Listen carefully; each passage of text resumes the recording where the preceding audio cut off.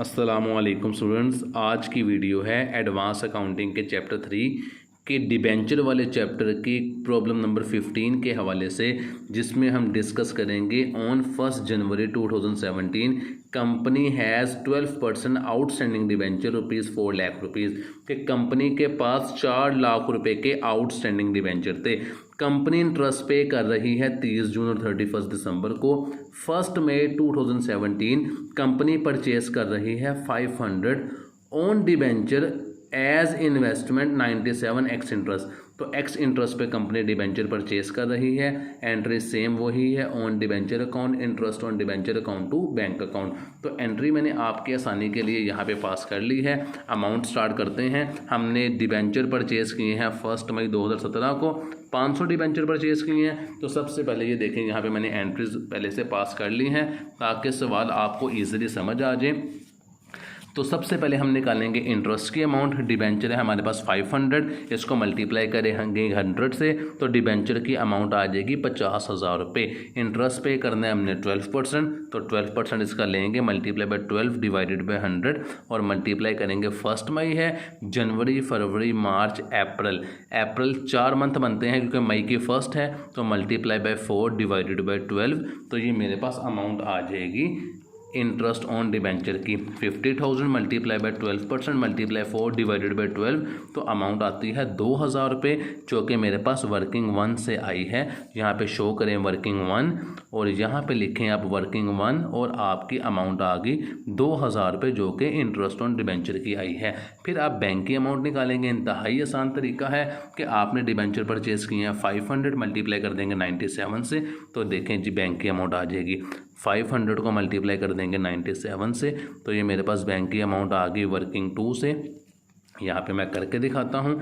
500 multiply by 97 वो आती है 48,500 रुपये। आपको याद होना चाहिए कि एक्स इंटरेस्ट के अंदर बैंक की अमाउंट के अंदर हम इंटरेस्ट को प्लस कर देते हैं। तो मैंने इंटरेस्ट को प्लस किया तो मेरे पास अमाउंट आती है 50,500। ये मेरे पास बैंक की अमाउंट है जो कि वर्किंग 2 से आई है। तो यहाँ पे मैंने लिख दिया 50,500। इसमें से इसको माइनस करूँगा इंटरेस्ट ऑन डिबेंचर, तो ऑन डिबेंचर की अमाउंट आ जाएगी -2,000 रुपीज़। तो रिमेनिंग बचता है 48,500, जो कि मेरे पास इंटरेस्ट ऑन डिबेंचर की अमाउंट है। इसके बाद सवाल में कहता है 31 मई को जो डिबेंचर परचेज किए थे, ये हमारी एंट्री हो गई है। कहता है पास जनरल एंट्रीज, इंटरेस्ट पे करना है 30 जून और 31 दिसंबर को। तो अब कहते हैं एंट्रीज पास करें अगर उसने साल के आखिर पर 2017 में डिबेंचर कैंसिल कर दिए हैं।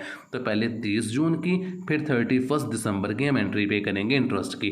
तो उसकी एंट्री होती है interest on debenture account to bank account to interest on debenture account. ये देखें जी, 30 जून की सबसे पहले एंट्री पे करेंगे interest on debenture account to bank account to interest on debenture account. Amount कैसे निकालेंगे? हमारे पास टोटल डिबेंचर थे 4 लाख रुपए के, बैंक की अमाउंट निकाल रहा हूँ वर्किंग 3 के।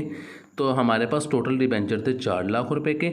इसके अंदर से आपने माइनस करना है जो आपने खुद खरीद लिए हैं 50,000 रुपये के एक्स इंटरेस्ट पे। तो रिमेनिंग हमारे पास बचते हैं 3,50,000 के डिबेंचर। 3,50,000 को मल्टीप्लाई कर देंगे 12% से और मल्टीप्लाई करेंगे 6 डिवाइडेड बाई 12, क्योंकि आप 30 जून को इंटरेस्ट पे कर रहे हैं। तो 3,50,000 multiply by 12% multiply by 6 divided by 12, तो अमाउंट आती है 21,000, जो कि आपकी आई है वर्किंग 3 से। यहाँ पे बैंक के आगे लिखें वर्किंग 3 और साथ आप लिख दें अमाउंट 21,000, जो कि बैंक में आपने लिखनी है। फिर आपने निकालनी है वर्किंग 4 से इंटरेस्ट ऑन डिबेंचर की अमाउंट।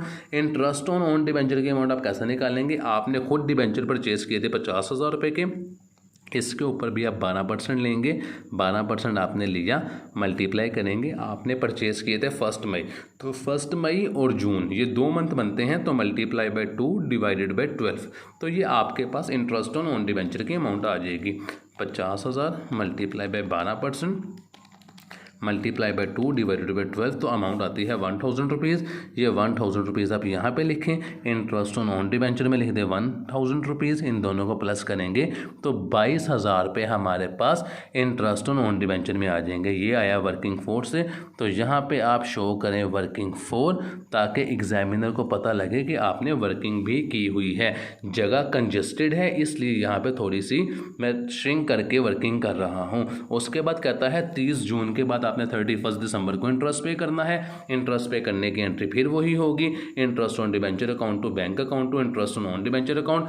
बैंक की अमाउंट एज इट इज़ आ जाएगी, क्योंकि हमने कोई दूसरा काम नहीं किया, तो 3.5 लाख के जो डिबेंचर थे उसे एज इट इज़ आप यहाँ पे लिखें। 3.5 लाख कैसे आया था, टोटल डिबेंचर 4 लाख के थे, 50,000 के आपने खुद परचेज कर लिए थे, तो रिमेनिंग 3.5 लाख बचा। मल्टीप्लाई बाय 12% करेंगे, मल्टीप्लाई बाय 6 डिवाइडेड बाय 12 करेंगे, तो वो अमाउंट आ जाएगी 21,000 रुपये। इंटरेस्ट ऑन डिबेंचर आपके पास 50,000 रुपये के थे, इस पे इंटरेस्ट जो मिलेगा वो आपको अपनी पॉकेट में आएगा, तो मल्टीप्लाई बाय 12%। इसके ऊपर इंटरेस्ट आपको मिला था जून के महीने में, तो जून से दिसंबर बनते हैं 6 month, multiply by 6 divided by 12, तो अमाउंट आ जाएगी 50,000 multiply by 12% multiply by 6 divided by 12, वो 3,000 रुपये की अमाउंट बनती है, जो कि इंटरेस्ट ऑन ओन डिबेंचर की अमाउंट आ जाएगी। ऊपर वाली अमाउंट बैंक की है जो कि आई है वर्किंग 5 से, यहाँ पे वर्किंग 5, यहाँ पे लिख दें वर्किंग 6। वर्किंग 5 से जो अमाउंट आई है वो आई है 21,000, उसे यहाँ पे लिख दें। वर्किंग 6 से जो आपकी अमाउंट आई है वो आई है 3,000, उसे यहाँ पे लिख दें। इन दोनों को प्लस किया तो 24,000 रुपये आपकी अमाउंट आ जाएगी इंटरेस्ट ऑन डिबेंचर के नाम से।